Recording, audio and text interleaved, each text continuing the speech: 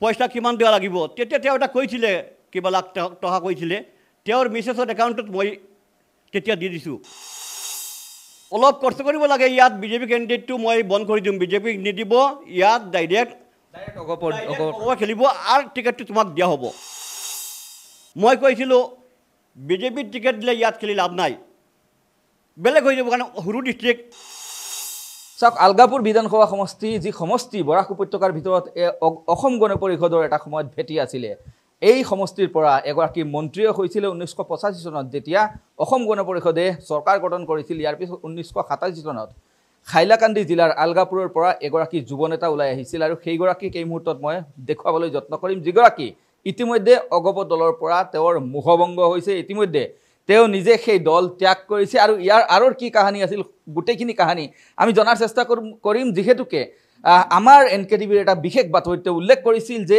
2021 চনৰ যি বিধানসভা নিৰ্বাচন হৈছিল তেতিয়া অগপক এটা বৃহৎ ধনৰাশি তেওঁ দিবলগীয়া হৈছিল ইয়াৰ আৰত কাৰণ আছিল যে তেওঁক প্ৰাৰ্থিত্ব দিয়া হ'ব কিন্তু বিনিময়ত দেখা গ'ল যে যি সময়ত অগপ আৰু বিজেপিৰ মাজত মিত্ৰতা চলি আছিল তেনে সময়ছোৱাত অগপ আৰু বিজেপিক একে মঞ্চত যুঁজ কৰিবলৈ থিয় কৰাই দিয়া হ'ল কি আছিল আৰু কাহিনী গোটেই কাহিনীখিনি জনাৰ চেষ্টা কৰিম প্ৰথমতে আপোনাক স্বাগতম জনাইছোঁ যিহেতুকে আপুনি উল্লেখ কৰিছিলে যে 2021 চনৰ নিৰ্বাচনত আপুনি এটা বৃহৎ অংকৰ ধনৰাশি দিব লগা হৈছিল অগপক কিন্তু এই মুহূৰ্তত আপুনি দল ত্যাগ কৰিবলৈ বাধ্য হৈছিল আৰু কাৰণটো কি চাওক মূল কাৰণটো হ'ল অসম গণ পৰিষদ যিটো দল আগতে আছিলে আৰু বৰাকৰ ভিতৰত আলগাপুৰ অসম গণ পৰিষদ নাম ক'লে আলগাপুৰৰ ৰাইজৰ মানে তেজত আছে আলগাপুৰৰ ৰাইজৰ তেজত আছে অসম গণ পৰিষদ দল ক'লে যেতিয়া ফাৰ্ষ্ট চিফ মিনিষ্টাৰ মাননীয় প্ৰফুল্ল কুমাৰ মহন্ত 85ত গভৰ্ণমেণ্ট হৈছিলে সেই গভৰ্ণমেণ্টত ফাৰ্ষ্ট বৰাক ব্ৰিজত আহিছিলে মাননীয় চিফ মিনিষ্টাৰ প্ৰফুল্ল কুমাৰ মহন্ত বৰাকত এটা মিটিং কৰিব পৰা নাই এটা মিটিং বৰাকত কৰিব পৰা নাই আলগাপুৰ সেই তেওঁ মিটিংটো আলগাপুৰ কৰিছিলে মোৰ মনত আছে তেতিয়া মই জইন কৰা নাই 85ৰ কথা তাৰপিছত যেতিয়া 85 অসম চৰকাৰৰ মানে চৰকাৰ হ'ল AGP দলে চৰকাৰ গঠন কৰিলে তেতিয়া ইয়াৰ বিধায়ক আছিলে শহীদুল আলম চৌধুৰী তেওঁ যেতিয়া এই চৰকাৰৰ মন্ত্ৰী আছিলে মন্ত্ৰী থকাৰ টাইমত আলগাপুৰৰ 95% মানুহ তেতিয়া AGP হৈ গ'ল তেওঁ AGP গভৰ্ণমেণ্টৰ 2 টাৰ্ম শহীদুল আলম চৌধুৰী মন্ত্ৰী আছিলে গোটেই আলগাপুৰৰ মানুহ 95% মানুহ তেতিয়া AGP হৈ গ'ল মই একজন সৈনিক হিচাপে অসম গণ পৰিষদ দলত কাম কৰি আহিছোঁ যুৱ নেতা হিচাপে দলত অংশগ্ৰহণ কৰিছিলে তেতিয়া মই যুৱ নেতা হিচাপে মই অংশগ্ৰহণ কৰিছিলোঁ 87ত যেতিয়া অংশগ্ৰহণ কৰিছিলোঁ মই যুৱ নেতা হিচাপে মই অংশগ্ৰহণ কৰিছিলোঁ আৰু মই শহীদুল আলম চৌধুৰী থাকোঁতে গোটেই তেওঁৰ অফিচিয়েল কাম মই শহীদুল আলম চৌধুৰীৰ ৰিপ্ৰেজেণ্টেটিভ হিচাপে মই গোটেই অফিচিয়েল কাম মই কৰিছিলোঁ DC অফিচৰ মিটিঙৰ পৰা বাকী যি কাহিনীখিনি মই গম পাইছোঁ কথাটো হৈছে 2021 নিৰ্বাচনৰ প্ৰসংগ আপুনি উল্লেখ কৰিছিলে আমাৰ টকছত যে আপোনাৰ পৰা বৃহৎ এটা ধনৰাশি লোৱা হৈছিল কোনে লৈছিল কি হিচাপত লৈছিল চাওক 2021ত মই তেতিয়া জিলা সভাপতি আছিলোঁ হাইলাকান্দি জিলা কমিটিৰ জিলা সভাপতি থাকোঁতে মোৰ কৰ্মৰ নিৰিখে ইয়াত টিকেট প্ৰদান কৰিলে মোক টিকেট প্ৰদান কৰাৰ টাইমত ইয়াত মিটিং কৰিছিলে ডাঙৰ এটা মিটিং কৰিছিলে আলগাপুৰ অতুল বৰা মহাশয় ইয়াত আহিছিলে এই মিটিঙত ডিক্লেয়াৰ কৰিছিলে আলগাপুৰ চিটখন অসম গণ পৰিষদ দলে পাব চিট শ্বেয়াৰিঙত বিজেপিৰ লগত যেতিয়া আছে মিত্ৰতা যেতিয়া বিজেপিৰ লগত আছে আলগাপুৰখন ৰাইজৰ দাবী আছিলোঁ এই দাবী মানি অতুল বৰাই এই মিটিঙত ডিক্লেয়াৰ কৰিছিলে আলগাপুৰ চিটখন মই অসম গণ পৰিষদ প্ৰাৰ্থিত্ব দিয়া হ'ব তাৰপিছত প্ৰাৰ্থিত্ব দিয়া হ'ল কিন্তু প্ৰাৰ্থিত্ব দিয়াৰ পিছত মই এটা কথা কৈছিলোঁ ইয়াৰ দায়িত্ব আছিলে বৰাকৰ দায়িত্ব আছিলে সুনীল ডেকা মহাশয় তেতিয়া দলৰ সভাপতি আছিলে সুনীল ডেকা মহাশয় মই কৈছিলোঁ বিজেপিৰ টিকেট দিলে ইয়াত খেলি লাভ নাই বেলেগ হৈ যাব কাৰণ সৰু ডিষ্ট্ৰিক্ট তেতিয়া তেওঁ মিত্ৰতা আছিল প্ৰসংগই নাছিল তেতিয়া মিত্ৰতা আছিলে তেতিয়া বিজেপিৰ লগত মিত্ৰতা আছে তেতিয়া মই কৈছিলোঁ বিজেপিৰ বন্ধুত্বপূৰ্ণ কেণ্ডিডেট দিলে মোক নেকেলোঁ, মোক টিকেট নিদিব। মই তেতিয়া কৈছিলোঁ, তেওঁ কৈছে অলপ খৰচ কৰিব লাগে, অলপ খৰচ কৰিব লাগে, ইয়াত বিজেপি কেণ্ডিডেটটো মই বন্ধ কৰি দিম, বিজেপিক নিদিব, ইয়াত ডাইৰেক্ট খেলিব আৰু টিকেটটো তোমাক দিয়া হ'ব। তেতিয়া মই কৈছিলোঁ পইচা কিমান দিয়া লাগিব। তেতিয়া তেওঁ এটা কৈছিলে কিবা লাখ টকা কৈছিলে, তেওঁৰ মিছেছৰ একাউণ্টত মই তেতিয়া দি দিছোঁ টকাখন। দিয়াৰ পিছত টিকেট ডিক্লেয়াৰ হ'ল, দিল্লীৰ চিট এলায়েন্সত আসামৰ চিত্ৰ ওলাল, আলগাপুৰ চিটখন AGPত দিলে।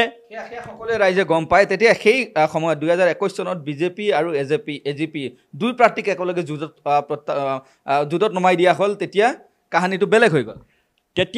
যেতিয়া চাওক বিজেপি পাৰ্টিটো ইয়াত আহি গ'ল, আলগাপুৰৰ পৰা স্বাধীনতাৰ পিছত বিজেপি কেণ্ডিডেট ইয়াত জিতা নাই, বহুবাল খেলিছে, কৌশিক ৰায়ো খেলিছে, হাৰিছে। এইকাৰণে আলগাপুৰৰ ৰাইজৰ এটা চেণ্টিমেণ্ট আছে যেন বিজেপি যেতিয়া দিছে অসম গণ পৰিষদ দলৰ পৰা আলগাপুৰৰ ৰাইজৰ অসম গণ পৰিষদ দলৰ কৰ্মীৰ এটা চেণ্টিমেণ্ট হৈ গ'ল। ইয়াৰে পৰা মন্ত্ৰী আছিলে, হয়, কি কাৰণে বিজেপিক ইয়াক দিয়া হ'ল? বিজেপি কেতিয়াও আলগাপুৰৰ পৰা MLA নাই, বিজেপিৰ পৰা বহুত মিত্ৰতা থকা সময়ত দিয়াৰ প্ৰশ্নই নুঠে। কিন্তু কথা হৈছে এই মুহূৰ্তত যিহেতুকে বৰ্তমান যি অগপ দল আপুনি ত্যাগ কৰিছে, সেয়া পৃথক কথা। বৰ্তমান যে অগপ দল সেয়া ক'ৰবাত যেন কেশৱ মহন্ত, অতুল বৰা সিহঁতৰ হাতৰ পুতলা হৈ গৈছে নেকি? চাওক, গোটেই আসামৰ ৰাইজে জানে আজি অসম গণ পৰিষদ দলত আঞ্চলিকতাবাদ বলতে একো নাই।